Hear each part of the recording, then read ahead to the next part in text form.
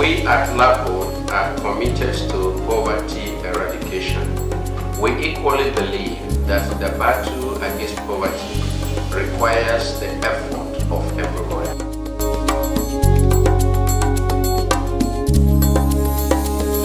In LAPO, we believe that poor people can make a difference in their lives. We believe that people are the singular most important asset of any family, any society, any nation. And that if you invest in people, definitely the nation would be better for it.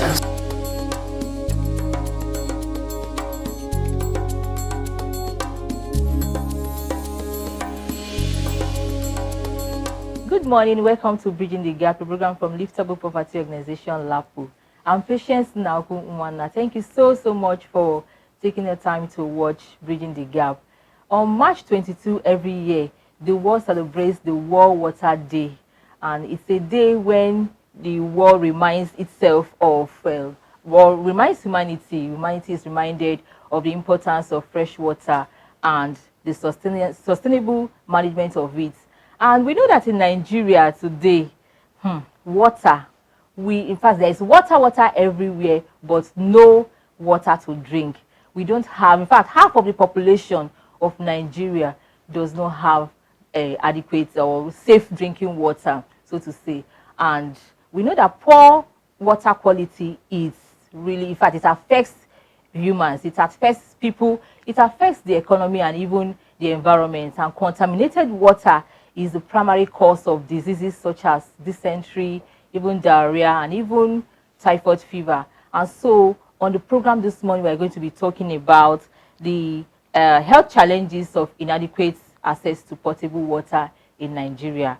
And I have with me in the house this morning, I have Dr. Bright Onyovokuko. Dr. Bright, you're welcome to the program. Good morning, thank you very much. Yes, Dr. Bright is an experienced public health specialist, and he's also working with Clearline HMO, which is the regional representative of the organization. So with him, we are going to be talking about the health challenges of inadequate access to potable water in Nigeria. But before we do that, we'll take the LAPO message. Please stay with us.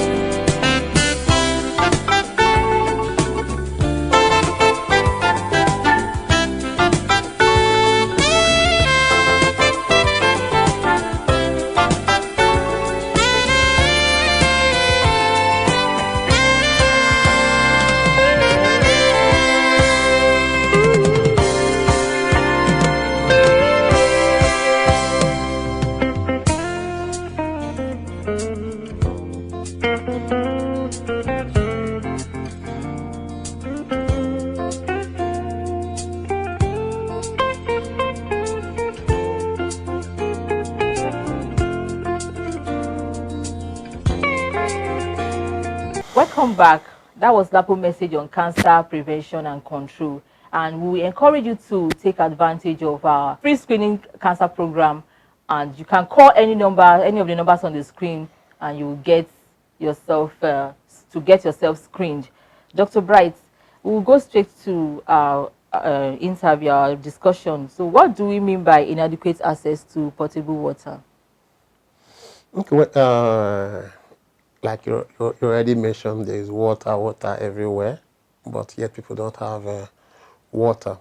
When we're talking about potable water, we're talking about water that gets to people in their premise, probably where they stay, knowing that people have to travel a long some distance to go and be looking for water. So having access to water, getting to their premise is when we're talking about that's when we're talking about potable water. But that is the challenge that we're actually having in our environment.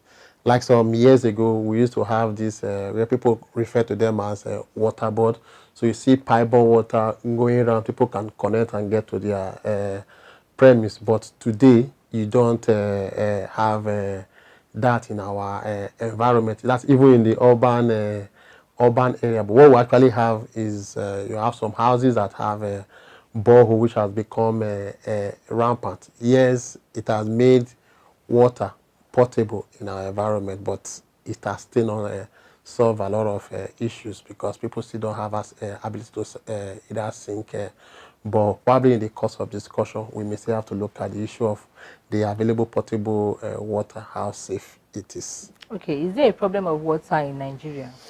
Yeah, without being told, we have a problem of water. Yeah, when we talk about water here, we should talk about safe water for drinking, knowing exactly the things that we use water to do for drinking, washing, in fact, for our personal hygiene, and for those that even carry out some form of production.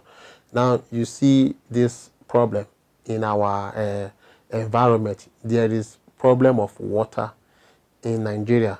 Like I mentioned just now, some persons have to, because of the failure of the water board to be able to give water, rather the water utility board. Now people are relying on their own personal borehole. But you also realize that those boreholes still have their own challenge. Talking about the cleanliness of that water, how safe are some of the borehole water, number one. Then number two, power. To power the borehole, to give people water, is a challenge. There are some communities where they have a borehole, either they're using maybe solar or generator. By the time those generator pack up, they still don't have water. So in Nigeria, as a country, there is water crisis. It is a right to human to have access to water. So not having water is a violation of human rights and is a crisis in Nigeria. In fact, a very big crisis. Okay, so what are the factors that hinder people's access to safe drinking water in Nigeria? First and foremost, you can look at the environment. When you look at the environment where people cite their location, you see some persons, they could cite their settlement either close to probably a water source or maybe a river or a stream or something, so they can actually get water from there. So settlement is a problem. Some people that may rely on borehole, like if you go to like the Edo Central, for example, now their water level is very, very deep. You understand? So people that even live in that particular environment, even though they want to sink their own personal borehole, they cannot even get to the water level. Then you have some people who may rely on river. Now, climate change and so many other things, some of the rivers are even drying up. So people can tell you, we used to have one river in this place, and today you no longer have that. And I just mentioned just now that some persons that even have a borehole, the borehole that they have, they may not even have power to even do that. So you realize that those are different issues at different levels that can actually make water to be a crisis in this country. And of course, I don't want to talk about the role of government in this. Okay, so can we look at let's look at the rural area and let's compare the rural and the urban area. How is the situation, the water situation? Well, in the urban area, first, because people have access to sink borehole, at least they still have access to some form of electricity, so they can sink borehole for them to use. So it is seemingly better for those in urban areas compared to the rural areas, because some of the rural areas, they don't even have electricity. You understand? They don't even have electricity, so they are going to be relying on either stream. Some even rely on pond, and those ponds probably gather water during the rainy season, or some will have to have things like a rain harvester to harvest water. And of course, in the dry season, they may have issue of getting, of course, no rain. Probably they have to start buying water from water tankers, who some of them go to get their water from probably a stream or a river that is nearby. So if we look at it, the crisis is more with those in the rural area, because those in the rural area, even again, they rely more on the water from the stream. And of course, if you look at some of these stream, that is where they bathe, that is where they wash their clothes. Yes, I know that in some communities they could tell you that you bathe downstream and you get your drinking water upstream. Now if you look at the way rivers or stream they flow, probably you have village A, village B, village C. The same river serves all of them.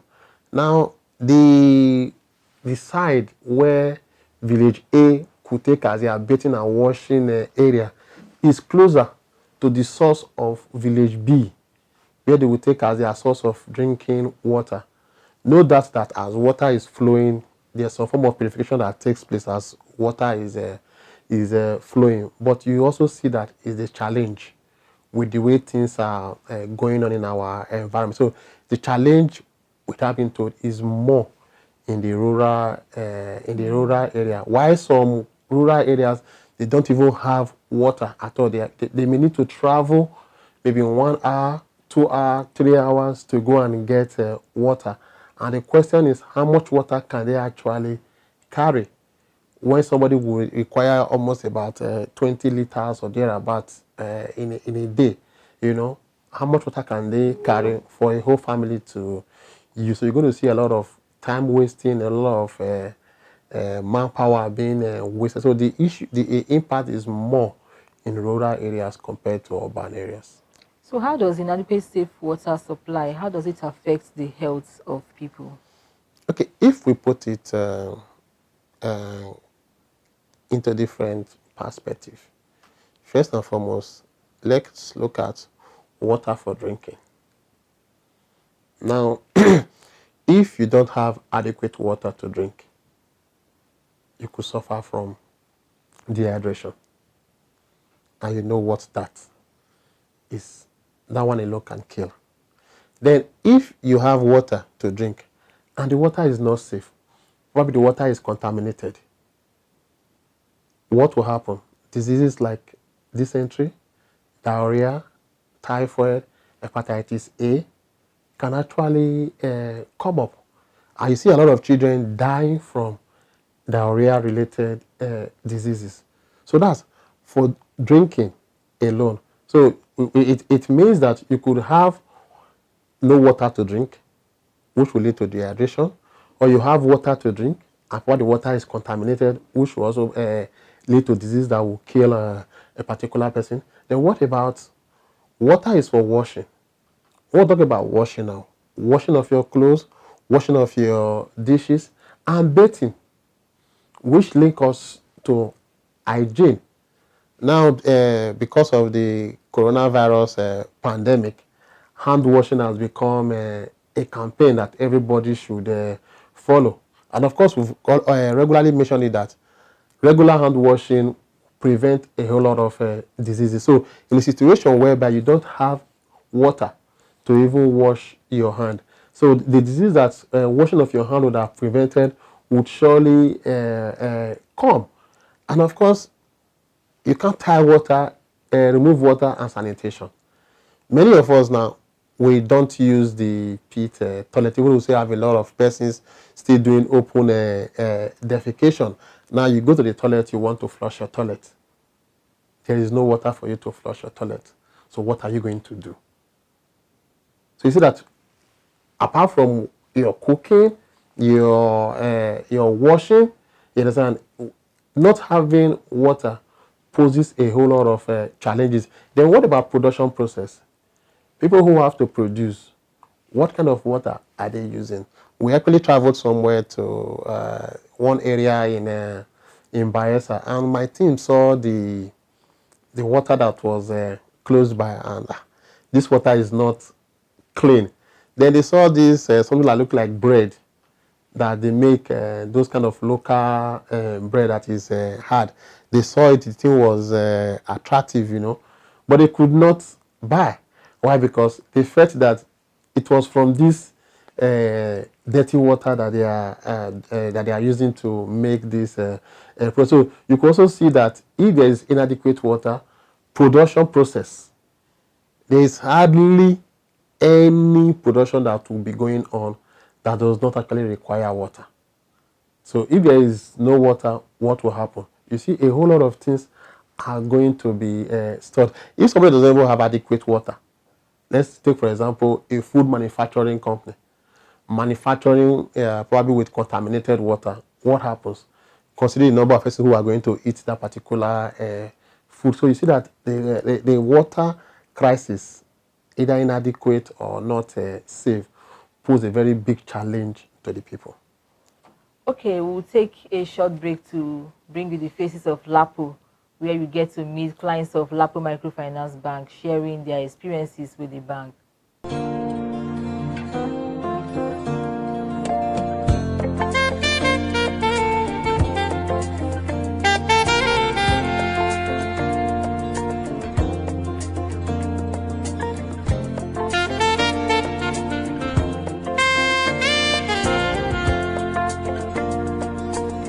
My name is Patient Basi. I joined LAPO because I hear somebody carry me go there when I go to borrow money from her hand. He say, you know, they get money borrow person, make him carry me go where I go get money small. From there I go dey pay small till I pay finish. I achieve many because small thing wey I start to do in the village wey go help me if I go now. I could say yes, this is the benefit for LAPO wey I get. My daughter, the third daughter wey gree go school, he don finish university. Now he don finish school, that is he don finish school, he enter work. My first son don dey finish because of corona, they no go NYSC. The second one wan enter. I don buy land wey me I go take go start my house. LAPO good. Even them say LAPO money no go. I say lie. If you no use your head, you no go know we say LAPO dey good. Because now the money me I don benefit. So me I want make you people follow me. If you like, if you get strength, where you go do am move. I tell LAPO thank you. God go bless them, bless them, bless them, bless them, bless them. Go front. That was Faces of LAPO. If you want to be part of the LAPO Microfinance Bank, please do call the numbers on the screen. You can get to any of the offices, the LAPO, wherever you see the LAPO Microfinance signboard, you can get there and you will be attended to. Okay, Dr. Bright, let's look at the water crisis now. How bad is it in Nigeria? Well, it's actually very bad. It's actually very bad from observation, in the sense that if we look at where we are, the environment that we are in, I doubt, apart from a very little circle, which I actually doubt if we still even get pipe-borne water to these houses, unlike as it used to be, where all you just need to do is get your pipe to the major pipe. Just like you have your electricity wire, there's a wire passing by your house. Yes, I've done all the needed registration. It's just for them to tap and draw line to your house, the same way it used to be for the water. yes, those pipes could still be on the ground, they could still be there, but I doubt if water is still flowing through them. The Ikoba River Dam used to be a place where you get water, the water is purified, you know. We used to go there to check those processes, but the last time I went there, grasses have overgrown the place. So if you look at the availability of the water and other processes that the water need to undergo before people start using them, they are not effective. So we cannot actually come up to classify to say this water is clean enough. It may just be available for people to use. But talking about it being actually safe for the people to consume is another thing entirely. Okay, so what is the way forward? Well, the way forward, you see, looking at Nigeria, Nigeria is not left alone. The issue of water is a global crisis. And as the World Water Day is getting close, as we observe the World Water Day, there is the need for more awareness. Water connects virtually every part of life. For me, first and foremost, we will not stop calling about the government. The government is to uphold the fundamental human rights, or rather the human rights of people. Having access to water is a human right. So the government need to wake up to their responsibility. Need to wake up to the responsibility to ensure that the citizens get that. Then we as individuals, we also have a role to play. In our environment, we waste water also. We waste too much water. We can stop that because people don't have access to that water. And organizations should step up, civil society organizations, private individuals, they should come up to help, most especially in the area of educating. If we go to the rural areas, for those who rely on stream, there's a way you can educate them on how best they can get water that is safe from their stream. Because women, we must not fail to mention the impact of it on women and children. They suffer it a lot. So we can actually go out to educate people on the importance of this. Because, like we said at the beginning, water is available, but emphasis is on safe water that will not cause any health problems. Also, it lies on the government, organizations, and even individuals on the need for us to do that. And let's wake up the Public Utilities Board or the Water Board. Let them come out to actually do what they are supposed to do to be sure that the water people are consuming, they are safe enough. I know the pure water business is striving because of some of all those things, but we need to wake up to our responsibility so that we can have things that are sustainable over time. Yeah. Thank you so much, Dr. Bright, for coming on the program today. Before we round up, I'll quickly read up a report from the United Nations on the situation of water in Nigeria and the way forward.